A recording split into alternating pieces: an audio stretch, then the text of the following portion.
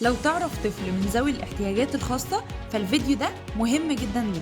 تخيل ان مجموعة كتب ممكن تعالج زي ما بقولك كده، مجموعة كتب مكونة من 13 كتاب قدروا يعالجوا ويحسنوا اكتر من 18 الف حالة من ذوي اضطراب طيف التوحد وذوي الاعاقة العقلية والاعاقة السمعية وتأخر النمو اللغوي وغيرهم كتير من الاعاقات المختلفة، و18 الف طفل قدروا انهم يتكلموا بطلاقة باللهجة المصرية. والكتب دي كتبت على يد الدكتور احمد محمد عبد الغني، استشاري التخاطب والتربية الخاصة ومؤسس مجموعة من مراكز التخاطب في مصر والوطن العربي. وتم تصميم الكتب لتكون برنامج متكامل لتأهيل الأطفال العاديين وذوي الاحتياجات الخاصة من الصفر إلى الطلاقة اللغوية. البرنامج مصمم للعمل به في الأكاديميات التعليمية ومراكز التخاطب ومساعدة أخصائيين التخاطب، والأهم أولياء الأمور.